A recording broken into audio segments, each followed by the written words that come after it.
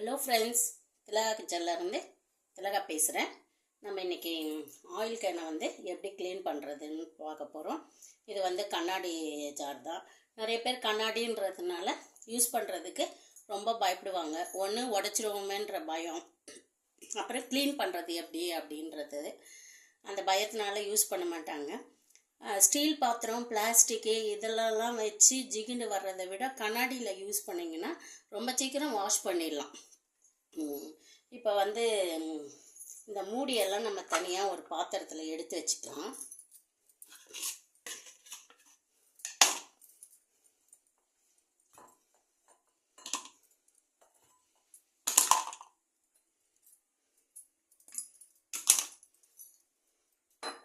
இந்த மாதிரி கண்ணாடி கிளாஸ்லாம் யூஸ் பண்ணும்போது நம்ம ஸ்டவ் பக்கத்துலேயே வச்சுக்கிட்டோம்னா எடுக்கும்போது ஈஸியாக இருக்கும், உடையவும் சான்ஸ் இருக்காது.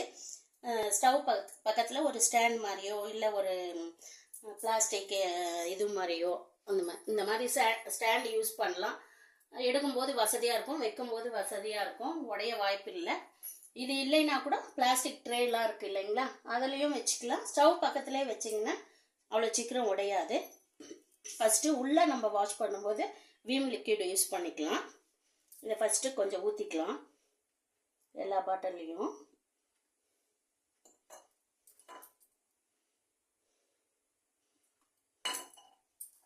இதை கூட யூஸ் பண்ணிக்கலாம்.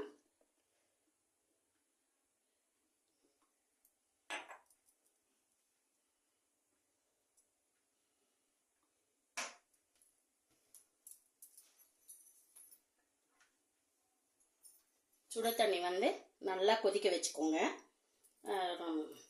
கண்ணாடி இது சுட தண்ணி ஹீட்டு தாங்கும், அதனால் வெடிஞ்சிடுமே அப்படின்ற பயம் வேண்டாம், நல்லாவே தாங்கும்.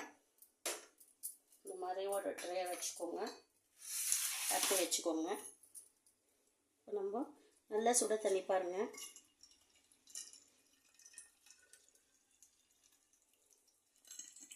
கை முட்டின்னு தூக்க முடியாமல் இதில் தண்ணி ஃபில் பண்ணி வச்சிட்டேன். இதில் ரொம்ப சூடு தேவையில்லை, கொஞ்சம் இதே இல்லைங்களா, அதனால் பிளாஸ்டிக் உருகிடும். அதனால் தனியாக ஒரு கிண்ணத்தில் இந்த மாதிரி வச்சுட்டு கொஞ்சம் வெது வெதுப்பான தண்ணி ஊற்றுங்க, கை பொறுக்க முடிகிற அளவு. அந்த எண்ணெய் பிசுக்கெலாம் வந்துடும்.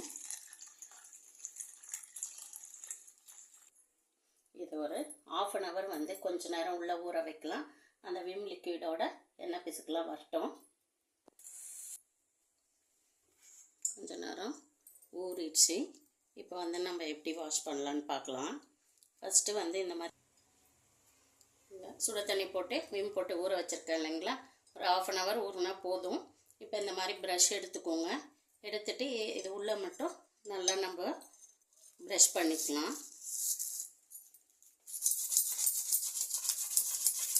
பாருங்கள் எவ்வளோ நுர வருது.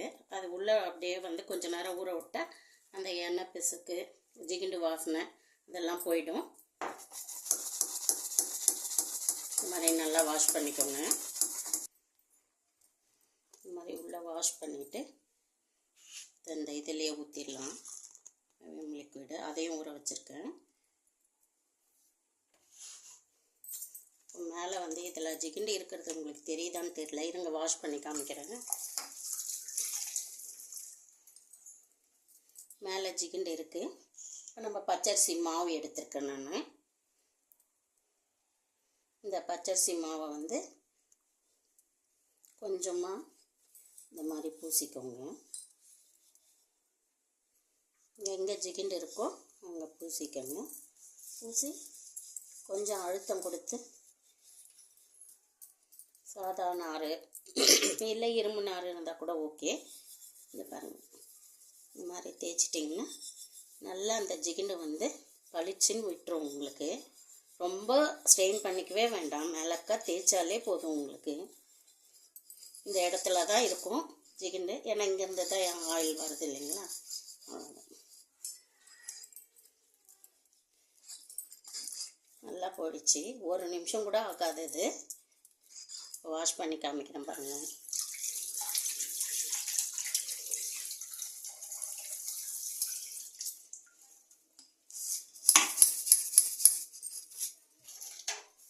உள்ளே இருக்கிறதுனால மேலே க்ளீனாக போச்சான்னு தெரியாது.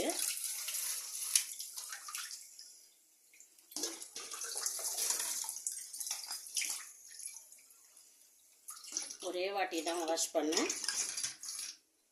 பாருங்கள் எப்படி இருக்குன்னு, பளிச்சின்னு விட்டுருக்கு பாருங்கள். இப்போ இந்த இதை பாருங்கள், இது எப்படி இருக்குன்னு பாருங்கள்.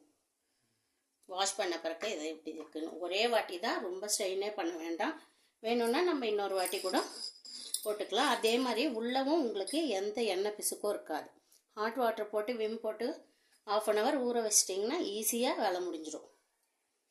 இதே நம்ம ஸ்டீல் இதெல்லாம் வந்தால் உள்ளே அந்த டிசைனு இது மூடியில் இருக்கிறது அங்கெல்லாம் ஜிகுன்னு பிடிக்கும்.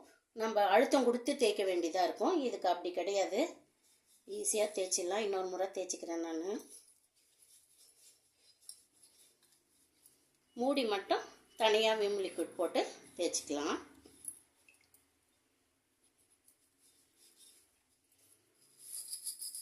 இரும்பு நார் போடுறதுனால ஒன்றும் ஆகாது. கண்ணாடி தான் இல்லைங்களா, கிராச்சஸ்லாம் ஆகாது. ஹேண்டில் பண்ணுறதும் ஈஸி தாங்க. ஃபஸ்ட்டு ஒரு வாட்டி நீங்கள் பண்ணிட்டீங்கன்னா ஸ்டவ் பக்கத்துலேயே வச்சுக்கிட்டா ஈஸியாக ஹேண்டில் பண்ணலாம். நம்மளை தவிர யார் சமைக்க போகிறது? நம்ம சமையல் ரூமில் நம்ம தான் சமைக்க போகிறோம். வெளியால் யாரையும் விட போகிறது இல்லை இல்லைங்களா. நம்ம ஸ்டவ் பக்கத்துலேயே வச்சுக்கிட்டோம்னா ஈஸியாக ஹேண்டில் பண்ணலாம். எண்ணெய் பிசுக்கு தேய்க்கணுன்ற இதுவே இல்லை. வாஷ் பண்ணிக்கலாம் வாங்க.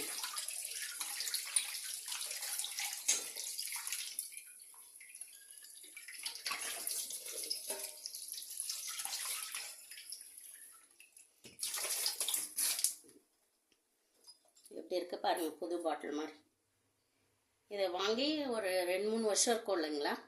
கொரோனா டைமில் தான் ஆர்டர் பண்ணி வாங்கினோம். நல்லா யூஸ் பண்ணலாம். அந்த மேலே மூடி மட்டும் செப்ரேட்டாக கிடைக்குது. அது கூட 25 ரூபாவா 30 ரூபாவாங்க? 20 ருபீஸா? அது மெட்ராஸில் இருந்தீங்கன்னா பாரிஸில் கிடைக்கிது. எல்லா இடத்துலையும் இப்போ கிடைக்கிது. சரவணா ஸ்டோர்லேயும் கிடைக்கிது. தனியாக விற்கிறாங்க. நம்ம பாட்டிலோட சைஸுக்கு ஏற்ற மாதிரி வாங்கிக்கலாம். இதை ஈஸியாக ஹேண்டில் பண்ணலாம். கண்ணாடி இதே மாதிரி எல்லாத்தையும் வாஷ் பண்ணிவிட்டு உங்களுக்கு எப்படி இருக்குன்னு காமிக்கிறேன். இப்போ இந்த ஆயில் கேனை எப்படி வாஷ் பண்ணலான்னா, இதுக்கும் குட்டி ப்ரஷ் இருக்குது. என்கிட்ட இருக்கிறது வந்து இப்போ ரொம்ப பழசாயிடுச்சு. அதனால் இப்போ விம்மும் தண்ணியும் போட்டு ஊற வச்சுருக்கோம் இல்லைங்களா. இந்த மாதிரி ஊற வச்சுட்டு நல்லா குலுக்கிட்டு அது உள்ளே இருக்கிற இதை க்ளீன் பண்ணுறதுக்காக சொல்கிறேன். இந்த டியூப்பை க்ளீன் பண்ணுறதுக்கு கொஞ்சம் விம் லிக்விட் வந்து கொஞ்சம் நிறைய போட்டுட்டு ஹாட் வாட்டர் போட்டு ஊற வச்சுட்டு இதே மாதிரி இப்படி ப்ரெஸ் பண்ணி எடுங்க. நம்ம இதில் பச்சரிசி போட்டு அடைச்சிக்கும். அதனால் இதை இப்படி தான் க்ளீன் பண்ணணும். இந்த மாதிரி பண்ணும்போது உள்ளே இருக்கிற ஜிகுன்லாம் வந்துடும் பாருங்கள். இந்த மூடி கூட பச்சரிசி போட்டு தேய்ச்சிட்டு அப்புறம் கொஞ்சம் விம் லிக்விட் போட்டிங்கன்னா நல்லா பளிச்சுன்னு ஆகிடும். எல்லாருமே பயம் இருக்கிறவங்க எல்லாருமே கிளாஸ் ஜார் யூஸ் பண்ணலாம்.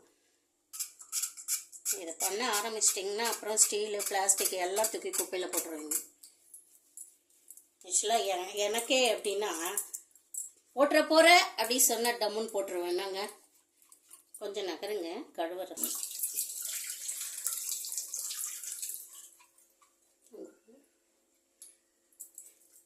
எனக்கே ஃபஸ்ட்டெல்லாம் பயமாக தான் இருந்தது. என் கை கூட நல்லா தவறும். பொருள்களை ஈஸியாக போட்டு உடைச்சிருவேன். நம்ம ஈஸியாக பக்கத்தில் வச்சுக்கிட்டு பழக்கமாகிடுச்சுன்னா அதை ஹேண்டில் பண்ணுறது ரொம்ப ஈஸியாக இருக்கும். வாஷ் பண்ணுறது ரொம்ப ஈஸி. பண்டிகை நாளில் ஈஸியாக வாஷ் பண்ணிக்கலாம். நம்ம பச்சரிசி மாவும் விம்மும் இருந்தால் போதும். வாஷ் பண்ணிட்டு பார்க்கலாம். இந்த பாட்டிலெலாம் வாஷ் பண்ணி வச்சுருக்கேன் பாருங்கள் எப்படி இருக்குன்ட்டுன்னு. நல்லா பளிச்சுன்னு போயிருக்கு பாருங்கள். மூடிலையும் பாருங்கள் எண்ணெய் பிசுக்கே இல்லை பாருங்கள். நல்லா பாருங்கள்.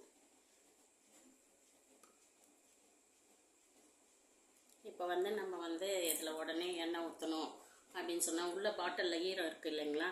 இந்த ஈரத்தை காய வைக்கிறதுக்கு ஏர் ட்ரையர் இருக்குது இல்லைங்களா. அந்த ட்ரையரை வச்சு நம்ம ஹீட் பண்ணிக்கலாம்.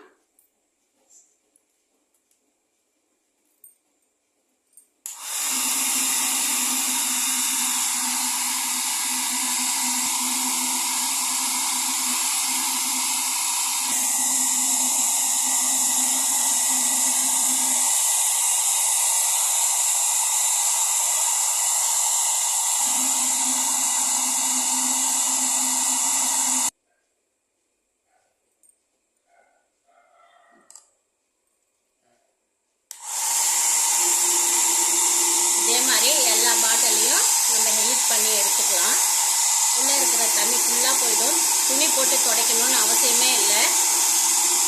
மூடி கூட இந்த மாதிரி ட்ரை பண்ணி எடுத்துக்கலாம்.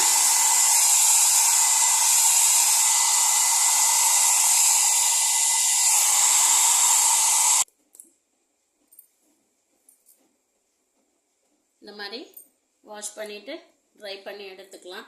ரொம்ப ஏர் ட்ரையர் வந்து சூடு கொடுத்து பண்ண வேண்டாம், கொஞ்சமாக பண்ணிக்கோங்க. அவசரமாக வேணும் அப்படின்னா இப்போ நான் வந்து இதை வந்து கொஞ்ச நேரம் துணி போட்டு காய வச்சுட்டு அப்புறமா தான் எண்ணெய் ஊற்ற போகிறேன்.